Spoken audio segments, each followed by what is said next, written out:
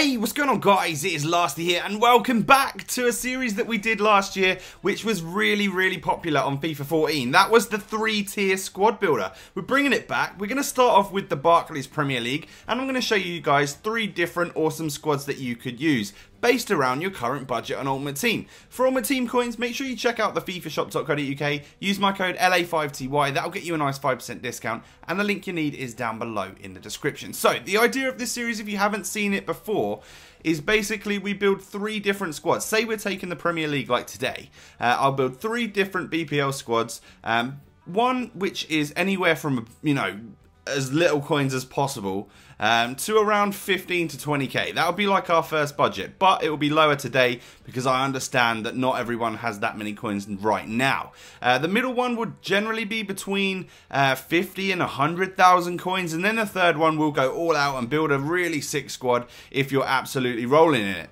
This is the first squad. This squad will cost you 10,000 coins. Now, if you haven't got that, then I highly recommend you guys to put like the boosts on. You know, go to the catalog and put the plus 1,000 coin boosts on, that sort of thing. And you can have 10,000 coins in your Ultimate Team bank in no time at all. We've got very good players in this squad. We've got Corker and somebody else, centre back, who is they're both awesome.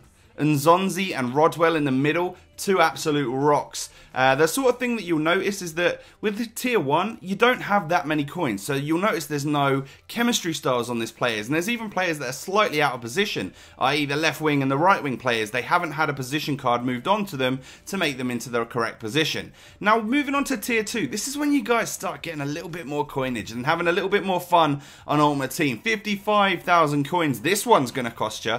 And the sort of things to notice difference-wise between the first squad and the second squad is a couple of things. One, you're going to start to use the rare gold players. They're in the squad right there. As you can see, it's a full rare gold team rather than the non-rares that we were using. You'll also notice that the chemistry styles are starting to creep in. Begovic has got one, Cabella's got one, Leroy Fer, and also Loic Remy as well has got that chemistry style on him. The other thing you'll notice is that generally once you get to this amount of coins, you want to spend around half of it on your one tip-top striker, and that's what we've done with Remy. He is basically half the cost of this team, and he is an absolute beast.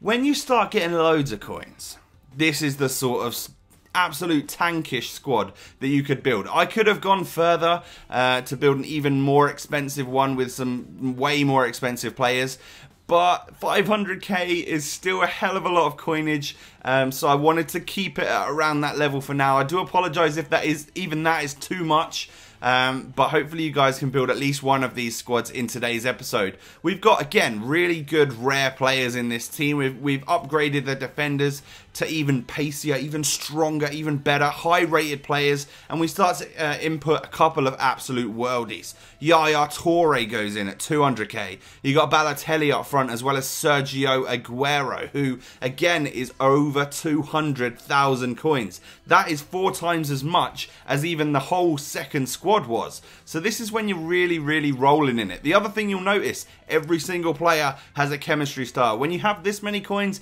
chemistry styles and whatnot, they're not much to come by. You know, they're not much to buy even. You can afford them, you can use them. That's the sort of thing I want to get through, is the difference between when you're using these average squads that are really cheap and the very expensive ones towards the end. I nearly put people like Eden Hazard and stuff like that into this squad, but you know what? I didn't. I tried to keep it down. I really wanted to use Yaya and Aguero, and to be honest, once you bought them, you've spent over 400k as it is, and therefore I couldn't really spend that much more on the entire squad. But the way this series will work is I will continue to show you 3 squads like that, with the varying price ranges, and then what I'll do is I'll show you a combination of the clips that I got with all 3 of the squads. So as you can see, we're scoring goals here with the tier 1 players. We'll move on to the tier 2 players right now. Cabella is running through. He was in that second squad as our main cam, and I've got to say, he's a really awesome player. So is Leroy Fer, and actually if you notice, if you watch clearly, Leroy Fer was actually in tier 2 and tier 3. Once you start using the teams that are over sort of 50k, you sometimes find players which, even though they may not be the most expensive players in the world, they just work amazingly well. Now, Leroy Fer could be seen as the cheap Yaya Toure on this game. He is that good. He really is.